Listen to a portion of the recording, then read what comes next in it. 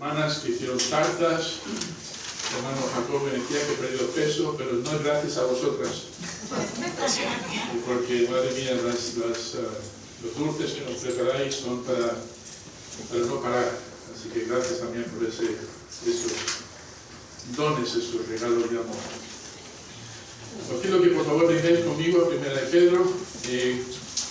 Como hace ya más de una semana que dediqué este libro, quizá debería hacer un pequeño repaso para refrescar vuestra mente. Yo no sé de vosotros, pero cuando pasa una semana, después de una semana, después de haber tocado un tema una semana, mi mente está en diferentes sitios y no sé ni dónde lo dejé. No es porque sea torpe, es que la mente no es capaz de,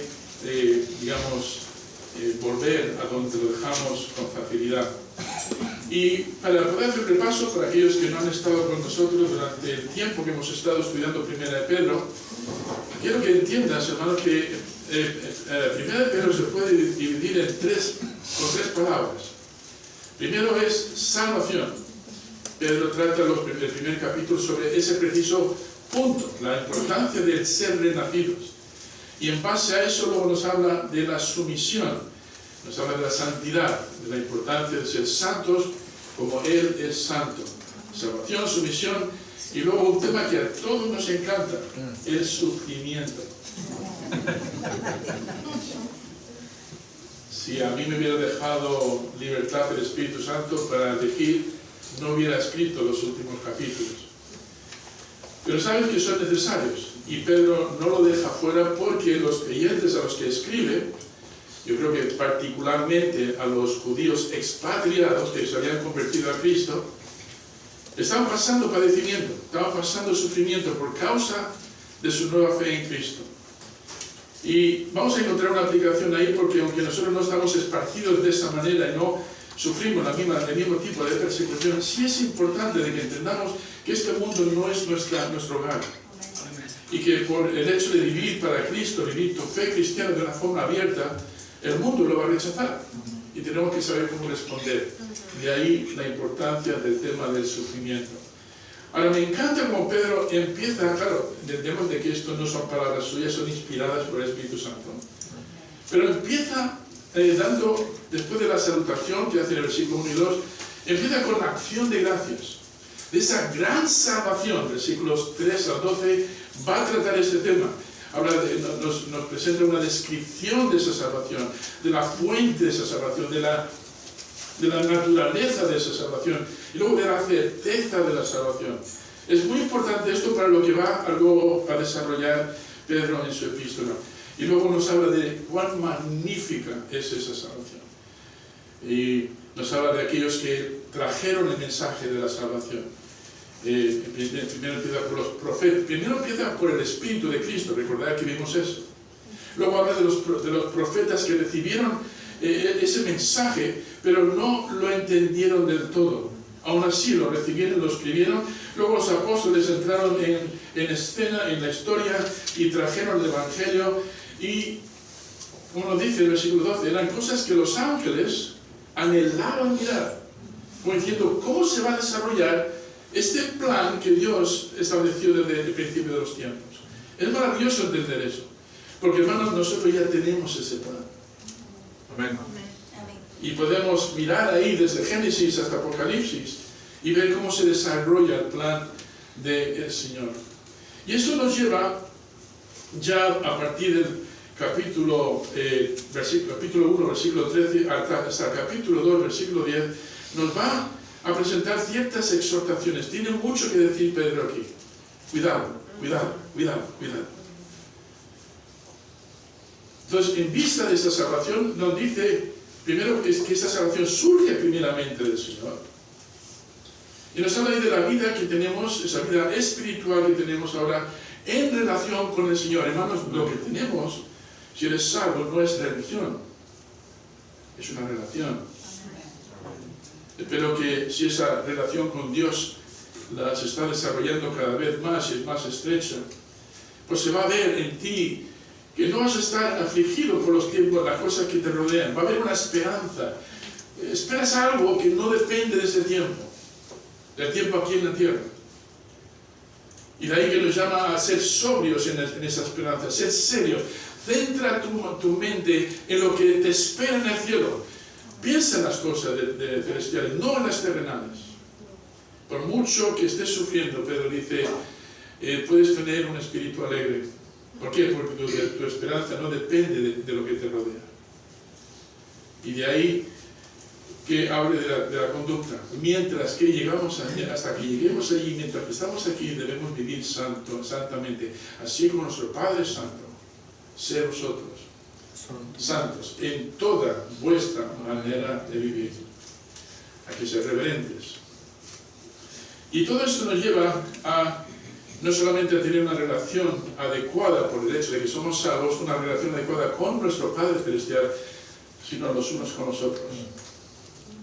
La importancia de la koinonia, lo pronuncio bien, koinonia, la comunión. Comunión es cuando tenemos barbacoas, cuando tenemos paellas, ¿verdad? Eso es comunión. Bueno, disfrutamos mucho de esas paellas y barbacoas, pero es una comunión, lo que nos une es Cristo. Amén. Las experiencias que podemos tener por tener una relación con nuestro Padre Celestial a través del Señor Jesucristo, esto nos lleva a querer tener una relación estable, creciente, servicial con los hermanos. Y ahí que a partir del versículo 22 al 25 nos habla de que tenemos que tener un amor recíproco. Y no es un amor ágape. El amor ágape es bueno, pero no te va a llevar a la unidad, o digamos, a poder establecer esa relación que Dios quiere. ¿Por qué? Porque el amor ágape es condicional.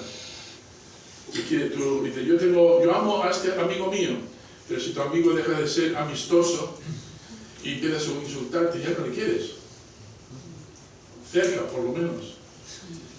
Pero no es un amor ágape, un amor sacrificial, el estilo de amor que Jesucristo, hermanos, nos enseñó a tener. Y todo esto nos lleva al capítulo 2, donde nos habla ahora de pues, dice, desechando pues toda malicia, todo engaño, hipocresía, envidias y todas las detracciones.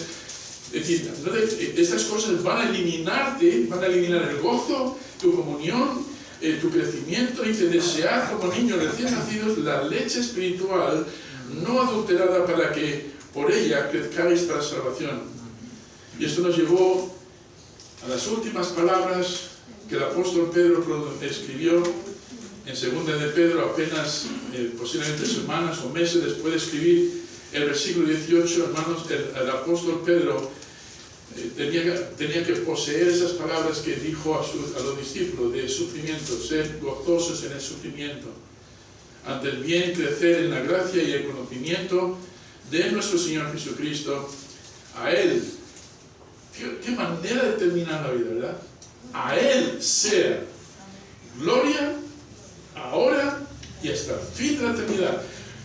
Pedro se puede morir tranquilo.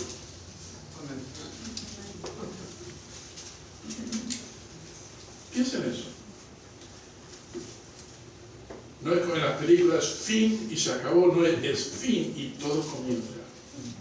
Porque a partir de esas palabras, el hermano del apóstol Pedro sería sacrificado.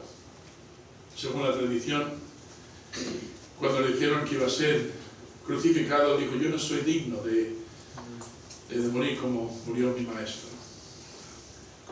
Y si esa tradición es correcta, le crucificaron boca abajo. Me pregunto si en ese momento el apóstol Pablo estaría acordándose de estas palabras. A Él sea gloria ahora, en esa situación. Y hasta el día de la eternidad. Me conmueven estas palabras.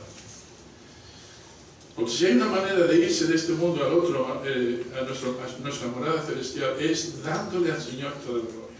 Amén. Si esta iglesia va a tener algún impacto, a ser, si todos entendemos de que estamos aquí no para agradarnos a nosotros mismos, aunque debemos agradarnos, ¿no? Sino para agradarle a Él.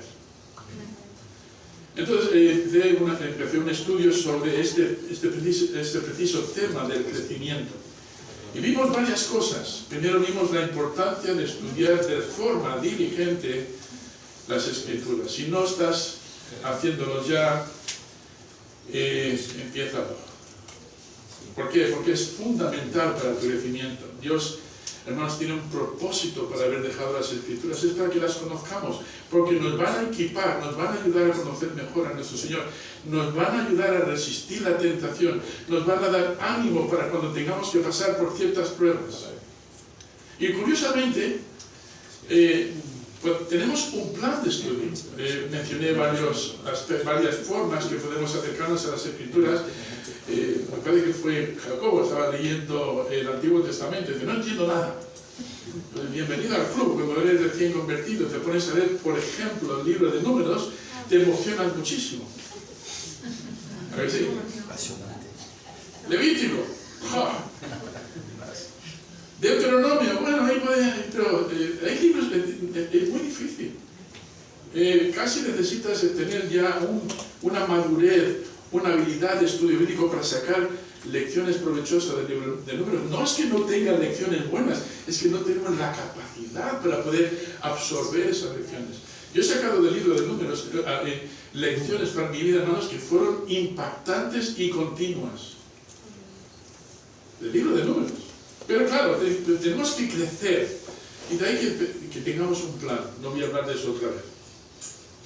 Ahora dirás, pastor, entonces ya estoy leyendo la Biblia y continúo leyéndola. Ahora, ¿qué tengo que hacer? Bueno, aplícala. Recuerda que hablamos también sobre ese punto. ¿Por qué es necesario aplicarla? Pues claramente porque el Señor lo dice. Dice que si uno lee la palabra pero no es hacedor de la palabra, este se engaña a sí mismo. También nos dice en Hebreos capítulo 5 de que es el que alcanza madurez, es el que habiendo recibido la palabra la usa, la pone en práctica, y eso le lleva a tener discernimiento. Hermanos, es muy importante escuchar al Señor, pero responder al Señor con obediencia. Y vamos a ver hoy dos cosas muy importantes, hermanos, en la oración. Puedes estar leyendo la palabra todo lo que quieras. Puedes ir incluso a la universidad, estudiar 5, 8 o 10 años, sacarte un doctorado y todavía ser un ignorante en cuanto a una relación, una comunión íntima con el Señor. La importancia de la oración para pedir al Señor que nos ayude a crecer. Amén. Las disciplinas son buenas, amén, son importantes, pero la oración, hermanos, es lo que facilita a Dios a abrir el rema del que os hablé. Un rema de Dios es cuando te da comprensión de un pasaje y por fin ahora se quema en el corazón, se quema en el alma y ahora es parte de ti. Y os quiero hablar de algo que os gusta mucho, la asistencia a la iglesia. ¿Cuántas veces habéis escuchado ese mensaje? 1, 2, 3, 4, 5. Mientras que tengáis esta pastora aquí en el púlpito, lo vas a seguir escuchando una y otra vez. ¿Para qué? Para recordarnos, porque somos torpes y a veces nos olvidamos. La asistencia a la iglesia. Quiero que veáis esos dos pasajes que vimos antes. Vamos a tocar un poquito más el tema de aplicar lo que aprendemos. Vamos a Hebreos capítulo 5. Hebreos capítulo 5. Y veamos versículos 13 al 14. Algunos de vosotros dirán, pastor, eso ya lo he leído 1000 veces. Amén. Pero lo está llevando a cabo. La importancia es esa, estamos practicándolo. Hebreos capítulo 5, versículos 13 al 14, no sabemos quién fue realmente el escritor de Hebreos, mi opinión es que fue el apóstol Pablo, pero es una opinión nada más. Pero sí sabemos que es un libro inspirado por el Espíritu Santo. Mira lo que dice este hombre, siervo del Señor, inspirado por el Espíritu Santo en el versículo 13. Y todo aquel que participa de la leche espiritual es buena, ¿verdad? Sí. Hemos empezado con eso, en el 1 Pedro capítulo 2, versículo 1 y 2. Pero queremos más que leche. Si yo te invitara mañana, como adulto, a mi casa y decir, voy a presentaros un manjar, y os pongo un vaso de leche y diréis, pues es que en la casa de hermano Francisco comí asado, mucho más rico. Ahora, para un bebé sería lo mejor. Pero queremos crecer y alimentarnos de algo más sólido. Dice, y todo aquel que participa de la leche, el que sigue necesitando de las cosas básicas, es que, todos juntos, se puede cantar, inexperto en la palabra de justicia. ¿Por qué? Por una razón, porque es niño, no ha crecido, no ha madurado espiritualmente. Ahora, si eres recién nacido, es decir, en Cristo, eres un bebé, amén. No se puede esperar otra cosa de ti que, pues, las cosas de la vieja vida, que todavía no has digerido, y quizás según vayas aprendiendo las cosas nuevas, se vayan viendo cambios en tu vida. Es decir, es natural de que un recién convertido sea un niño, pero lo trágico, escucha por favor, lo trágico es que cuando llevamos ya 5, 10, 8 años en el Señor y seguimos siendo niños, eso es una tragedia. ¿Y por qué se queda uno como niño, sin madurez? Dice, pero el alimento sólido, ¿quién necesita alimento sólido? Es para los que han alcanzado madurez. ¿Y cómo se alcanza esa madurez? Te lo explica. Para los que por el uso, subraya la palabra uso, lo han usado. Ahora, ¿qué pasa cuando tienes el uso? Tienes los sentidos ejercitados en el discernimiento del bien y del mal. Os voy a poner un ejemplo. Aquí el hermano Jacobo es experto en artes marciales, o algo así. Si no te lo crees, pelea con él y vamos a ver quién gana. Yo voy a apostar por él. Y yo no sé cuántos años llevará practicando el dar puñetazos, ¿no? No conozco exactamente esa disciplina. No la estoy criticando, pero lo estoy poniendo como ejemplo. Pero ahora yo vengo y digo, estoy listo para enfrentarte a ti. He leído un folleto sobre lo que es las artes marciales. Y de hecho ahí me muestra algunas, creo que se llaman catas en el... No sé cómo se llaman. Son catas. Catas o ejercicios, no. Ves que soy un experto. Y mira, venga, vamos a ir. Me va a destrozar.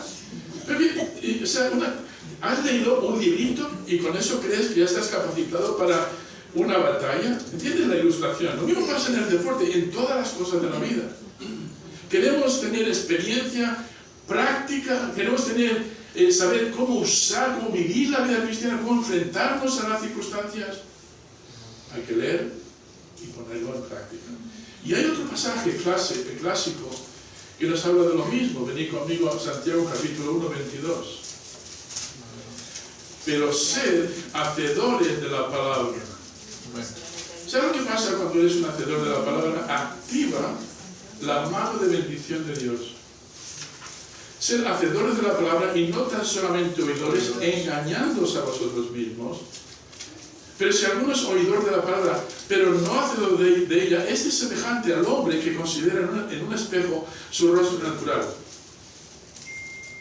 Pero él se considera a sí mismo y se va y olvida luego olvida cómo era. Mas el que mira atentamente, eso es una observación de análisis, de estudio, de meditación, de querer comprender todos los aspectos de lo que estamos estudiando. El que mira atentamente a la perfecta ley, nota que la llama la ley de la libertad. ¿Y qué debemos hacer? La miramos atentamente y ¿qué hace? Persevera en ella. Es decir, no hoy y nada más, sino todos los días. No siendo oidor olvidadizo. Precisamente por el hecho de ser oidores olvidadizos, tenemos que ir a ella todos los días. Para no olvidarnos, sino hacedores de la obra. ¿Quieres ser bendecido? Sí. La palabra ahí bienaventurado en lo que hace es más bien, creo que tiene que ver con ser feliz, doblemente feliz. Vas a ser dichoso.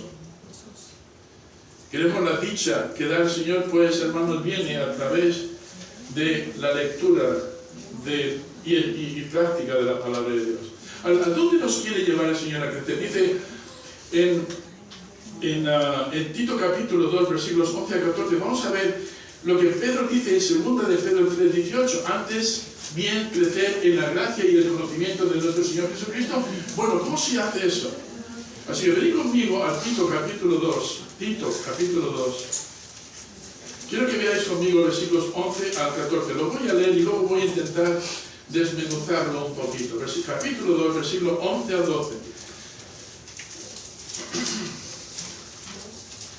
Dice, porque la gracia de Dios se ha manifestado para salvación a todos los hombres.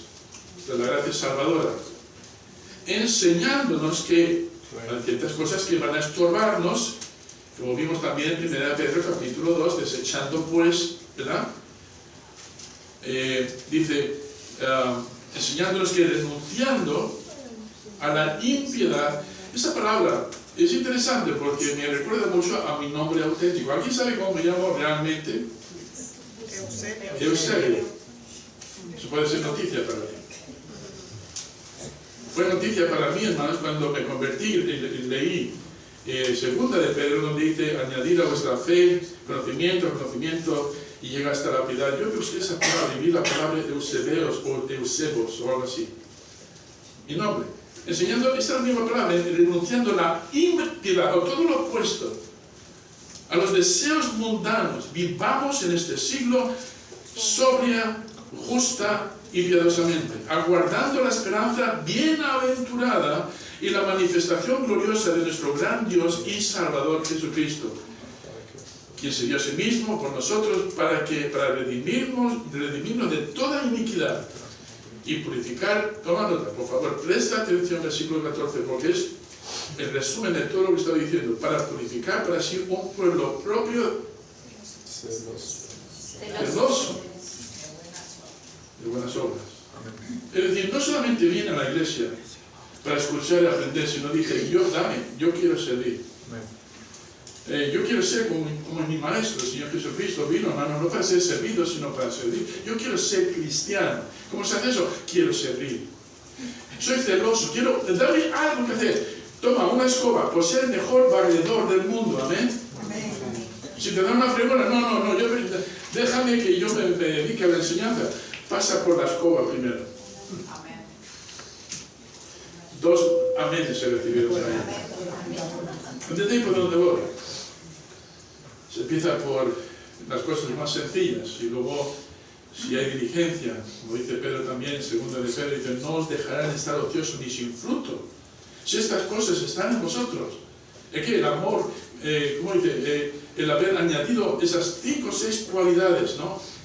Entonces, no os dejarán estar ociosos ni sin fruto en cuanto al conocimiento del Señor Jesucristo.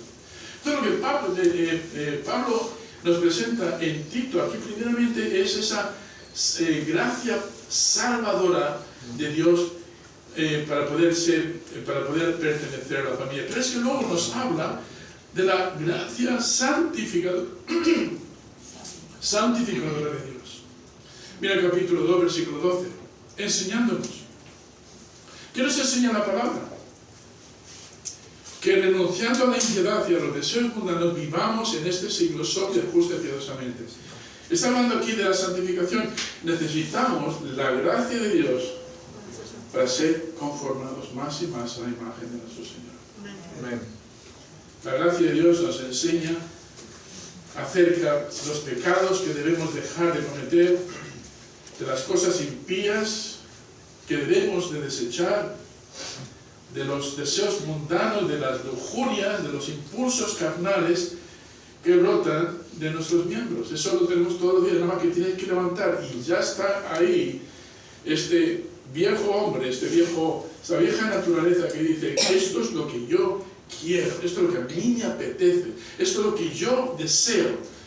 Ya tenemos la lucha, nada más levantarte por la mañana. ¿Quién no tiene esa lucha cuando se levanta por la mañana?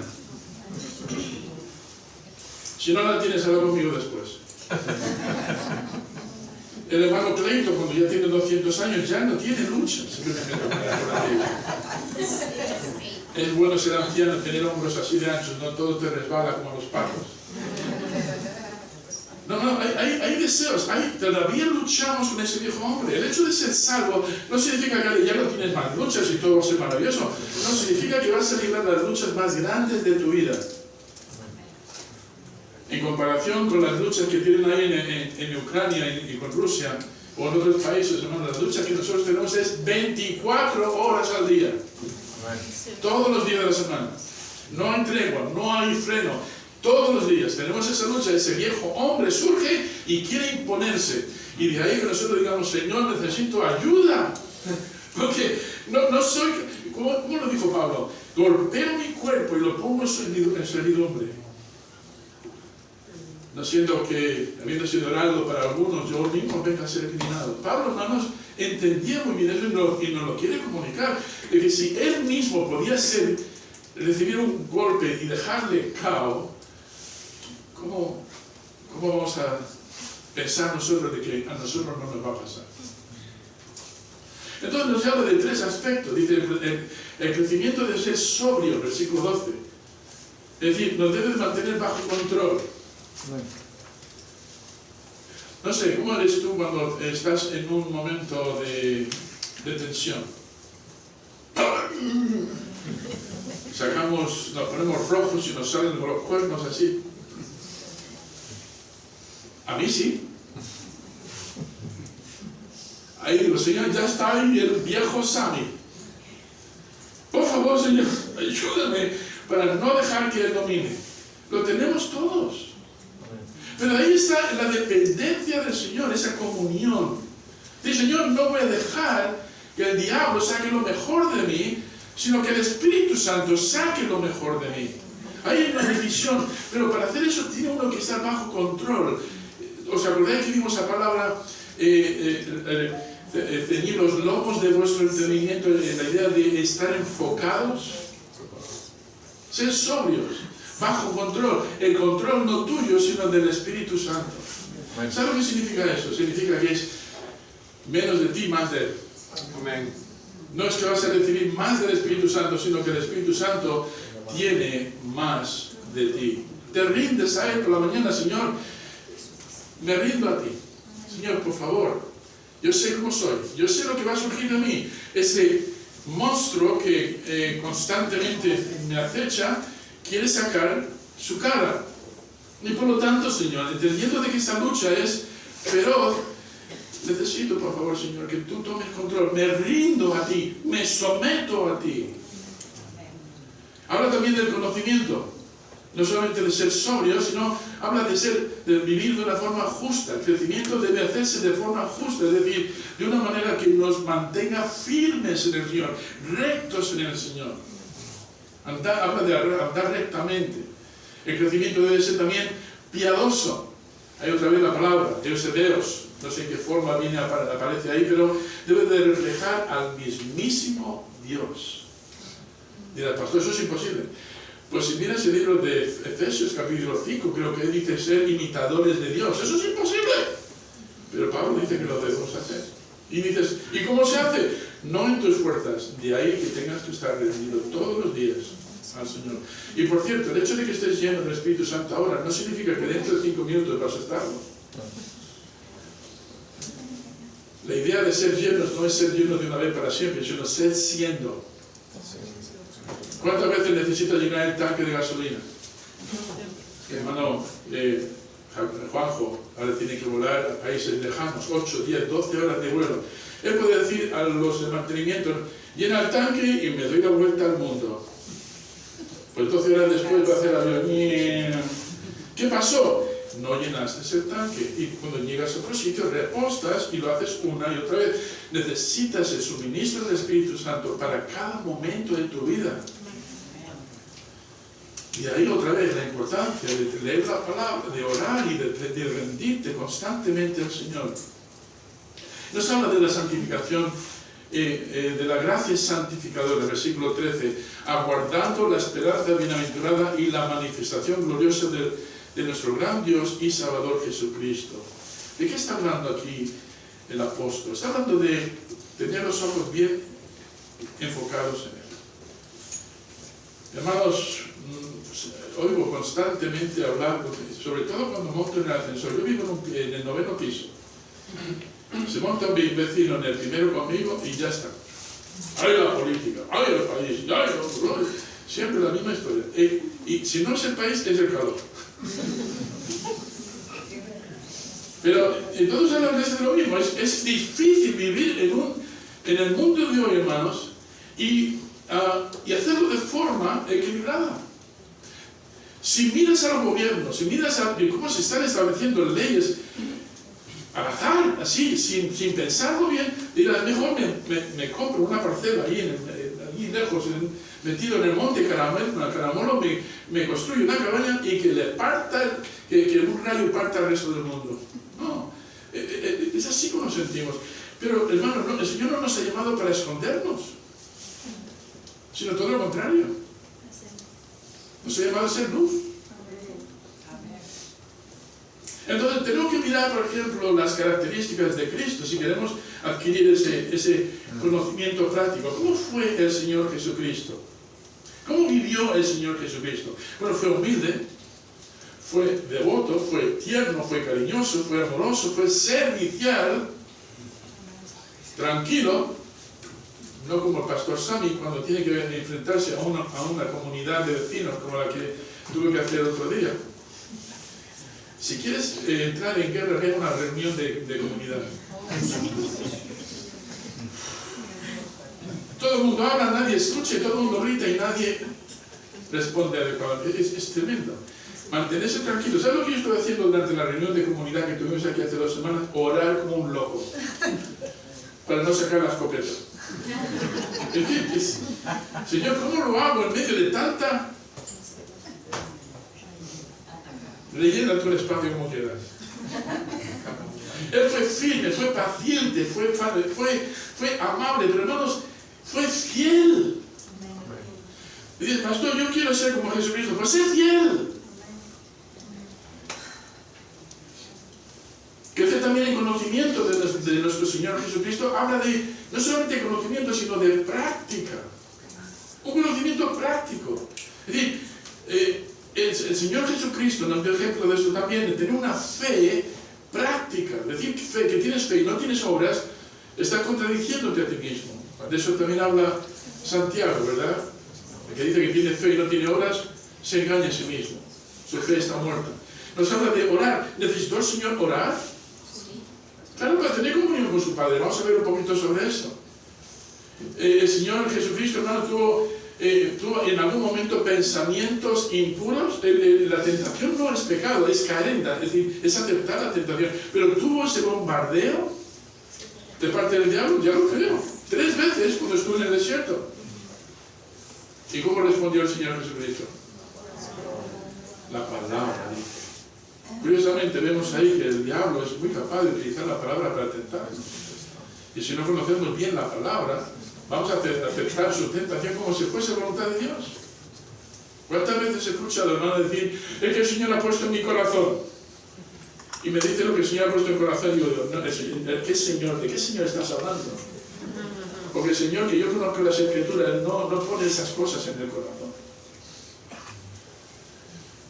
Orar incluso para aquellos que nos odian. Yo sé cómo orar por los que me odian. Señor, que les caiga un rayo. No.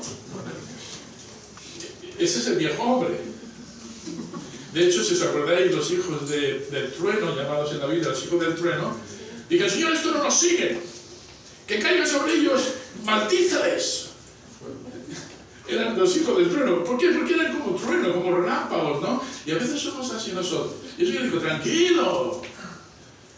Hold your horses, como decían en los vaqueros. Aguanta las riendas. Hermanos, la importancia de poner en práctica la palabra de Dios. Pero vamos al siguiente punto, la oración. Para crecer espiritualmente necesitamos la ayuda de rellenar espacio de Dios. Os voy a poner ejemplo. Yo soy un amante de las plantas. Mi esposo dice que tengo un dedo verde. Toco algo y se pone verde. Ojalá fuese así, pero ella dice así. Me da una planta que se está muriendo y a los pocos meses está floreciendo. ¿Y de qué haces? No, atenderla. Conocerla bien, saber lo que necesita, saber cuáles son sus condiciones. No es lo mismo cultivar un cactus que cultivar una orquídea, por ejemplo. Tú échale agua. Bueno, pues sabes, si conoces la diferencia entre las plantas, necesitas dosificar el agua de una manera, necesitan cierta luz. Por ejemplo, la orquídea no necesita luz directa, pero el cactus sí. Ahora, yo puedo tener todo esto en cuenta para poder hacer que una planta esté en condiciones para crecer. Puedo regarla, puedo alimentarla, o sea, puedo fertilizarla, puedo quitarle las malas hierbas que crecen alrededor, quitarle los parásitos, puedo darle la luz adecuada, puedo recortar las ramas muertas, puedo poner el tipo de insecticida adecuado para quitar los parásitos, pero no puedo hacer que crezca. Y no puedo decir, crece, crece. Mi esposa escuchó un YouTube que decía, si tú hablas a las plantas, crecen mejor. Y de vez en cuando la veo en la terraza mirando una planta y diciendo, ¡ay, qué bonita es! Y yo la miro desde el salón y digo, Marisa, ¿por qué haces eso? Y dice, porque yo lo he escuchado en YouTube. Yo no sé si será cierto, pero me lo dudo. Lo dudo. Podemos hacer de todo, pero el que da el crecimiento, la disciplina, o sea, no puede decir, Señor, dame crecimiento y no cumplir con las disciplinas, vienen juntas. Vienen juntas. Yo llevo 20 años y yo no prefiero, será culpa de Dios. Él tiene que darme la gracia, pero tú tienes una responsabilidad. ¿Ven? Entonces necesitamos la oración. Y hermanos, si alguien nos dio ejemplo en esto, también fue el Señor Jesucristo. En Marcos 1:35 dice, levantándose muy de mañana, siendo aún de oscuro, salió y se fue a un lugar desierto y allí oraba. A solas. Los discípulos demandaban mucho de Jesucristo. Y Jesucristo, siendo el Hijo de Dios, hermanos, aún así vio y nos enseña la importancia de tener comunión con el Padre. En Lucas 22:44 dice, y estando en agonía oraba más intensamente, y era su sudor como grandes gotas de sangre que caían hasta la tierra. ¿Dónde estaban sus discípulos? ¿No habéis podido velar conmigo por lo menos una hora? Se va a orar y cuando vuelve, la carne, la verdad, es débil. Pero el Espíritu está dispuesto. Pues pero a él. Entendemos de que hay un equilibrio. ¿Ok? Entonces la oración, hermanos, es importante. Por eso tenemos los miércoles el tiempo de estudio bíblico, importante, pero también el tiempo de oración los unos con los otros. No, yo ya vengo al culto a las 12:30, yo ya he cumplido con el Señor. Si tú piensas así, realmente no conoces realmente lo que necesitas. La oración, hermanos, es hablar con Dios, pero también la oración comunitaria en la iglesia es poder conocer las necesidades de los hermanos, tener un interés genuino por su situación y decir, hermano, yo quiero orar, no puedo hacer nada por ti, realmente no está en mi mano, pero sí puedo orar por ti. Tener una sensibilidad por las necesidades, la situación de los hermanos. Muchas veces somos totalmente insensibles a eso. ¿Cómo está? Me lo va a contar. Pues, ¿por qué preguntas? Eso tengo cuidado en el ascensor. ¿Cómo estás? Hay una maruja, le llamo yo la maruja del bloque. Que si el ascensor tuviera 50, 100 plantas, me haría falta hasta los 200 para terminar de explicar cómo está. Pero si entendés lo que quiero decir es preguntar cómo estás, pero con un interés genuino. ¿Cómo estás? Bien, no sé cómo respondes tú cuando alguien te dice bien. Para mi esposa, bien no es una respuesta. Ahora yo la pregunto a ella, ¿y tú qué tal? Bueno, no era eso lo que yo quería. Lo que me dijeras bien. Los hombres somos distintos a las mujeres, ¿verdad? Para una mujer, cuando un marido le dice bien, después de un día de trabajo de 8 horas,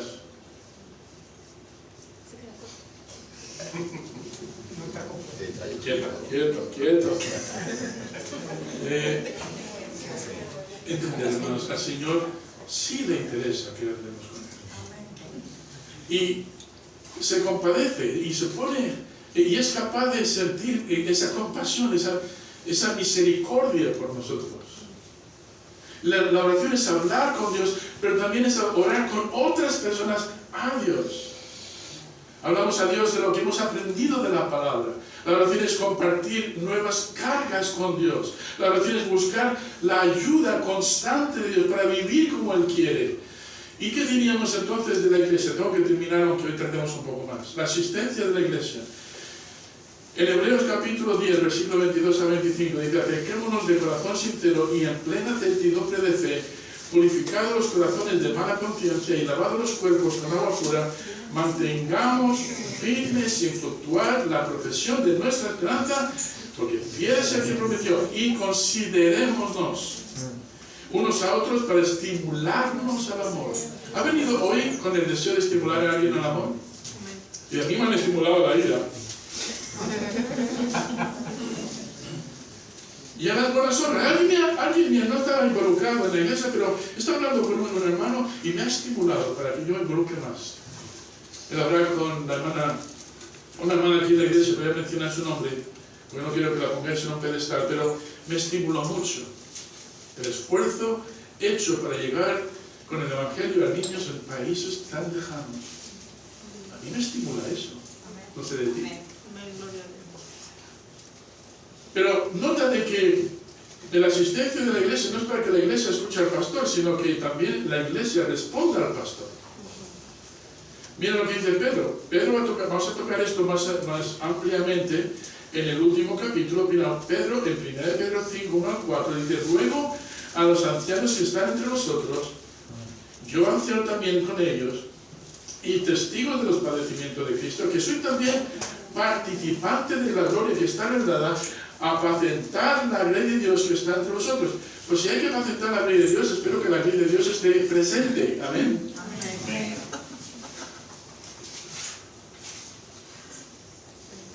Cuidando de ella, no por fuerza, sino voluntariamente, no por ganancia deshonesta, sino con ánimo pronto, no como teniendo señorío, no como mandando. Yo soy el pastor, tú tienes que hacer. Yo soy el hombre de Dios, tú tienes... No, así no.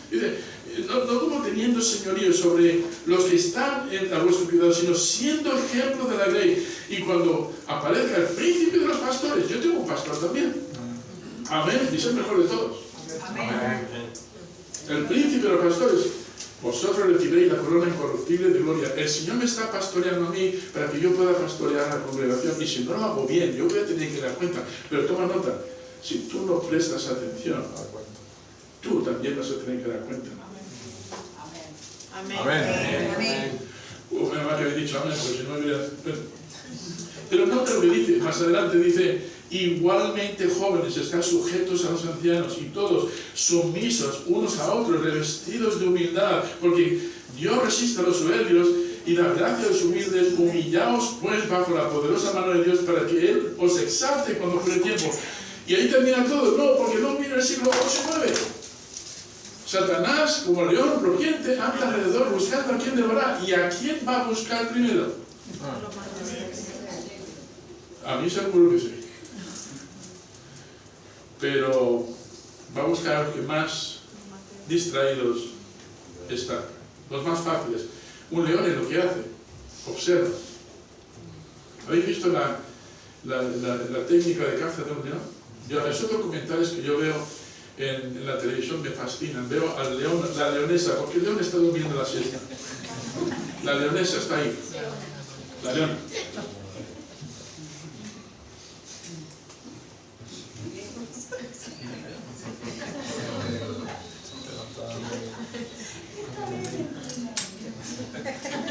¿Lo habéis visto? Es impresionante la paciencia que tiene. Observa. Mientras que el estómago también. Y no va a tener ninguna piedad con aquella víctima que tiene entre otros. Más, yo no quiero ser esa víctima. Y espero que tú tampoco lo quieras ser. Pero para no serlo tenemos que cuidarnos de cumplir con la palabra de Dios. De ahí la importancia de venir a la iglesia. Y termino dándoos varias razones por las que creo que nos dice en Hebreos 10:25 de no dejar de congregarnos. Una de ellas la vemos ahí. Tanto más cuando veáis que aquel día se acerca. ¿Quién de vosotros aquí esta mañana cree que la venida del Señor está cerca? Amén. Tanto más. Yo creo que no hay más señales que necesitan cumplirse para que venga el Señor. Para mí, aquí no falta una señal. Ya están todas dadas, Señor mío. Por lo tanto, debe estar velando. Y cuando me levanto por la mañana sin ganas de hacer nada, digo, cuidado porque el león rugiente anda buscándote hoy. ¿Qué debemos hacer, hermanos, cuando venimos a la iglesia? La iglesia es el lugar donde los creyentes pueden amarse unos a otros. 1 Juan 4:12. ¿Has venido para estimular el amor? Para estimular el amor tienes que amar. La iglesia es el lugar donde los creyentes pueden animarse unos a otros. Hebreos 3:13. El estimularnos los unos a los otros.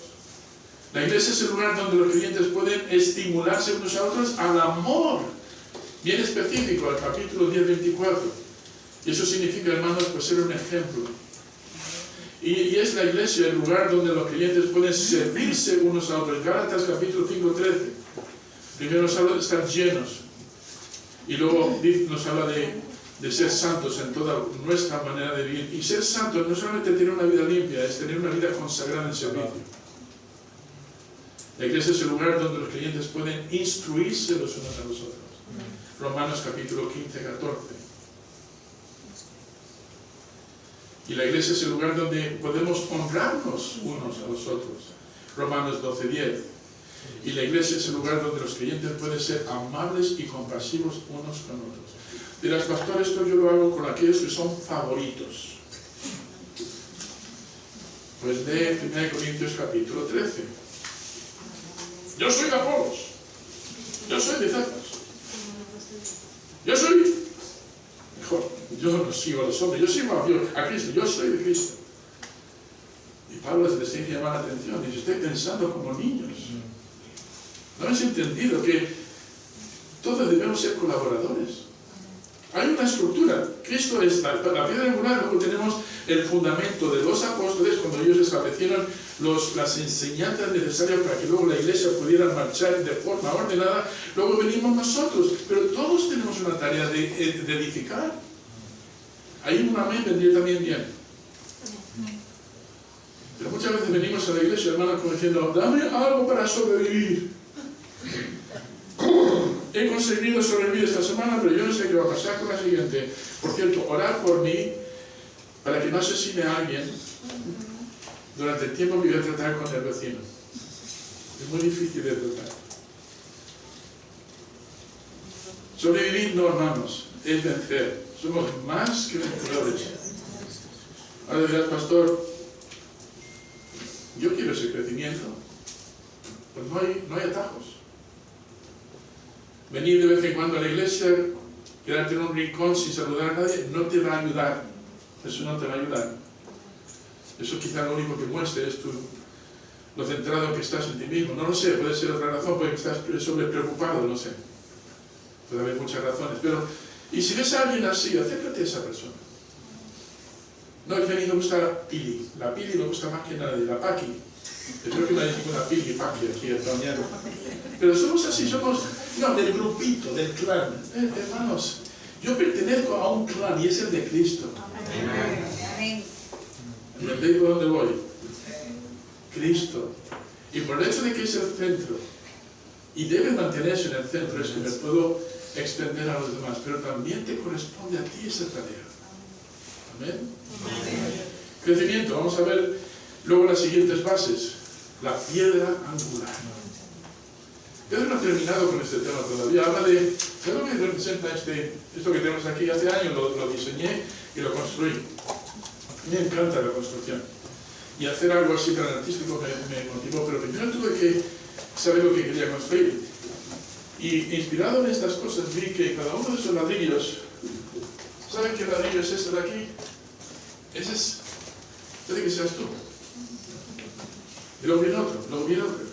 Cada uno tiene que ser formado, discipulado, para servir de base, para que luego venga otro y otro. Pero el centro de todo, hermano, debe ser Cristo, dando vuelta a todos esos ladrillos. Piedras vivas. Pero tenemos las columnas también. ¿Qué representan las dos columnas? El amor y la verdad. Efesios capítulo 4. El amor ágape, un amor sacrificial. Y la verdad, hablando del cuerpo doctrinal, la doctrina, lo que compone la fe cristiana. Y arriba de todo, el alfa y el omega. El principio y el fin. Todo para Él, por Él, para toda la eternidad. Así debemos funcionar como iglesia. Vamos a ponernos de pie y vamos a tener una palabra de oración. Señor y Padre Celestial, primero quiero pedirte perdón por las veces, Señor, que no hemos seguido estas instrucciones que nos das en tu palabra. Y te pido, Señor, esta tarde, ya tarde, porque ya han pasado las 12, que nos ayude, Señor, a meditar en estas cosas que se han expuesto y, Señor, las pongamos en práctica. No queremos facciones, partidismos, queremos una iglesia unida.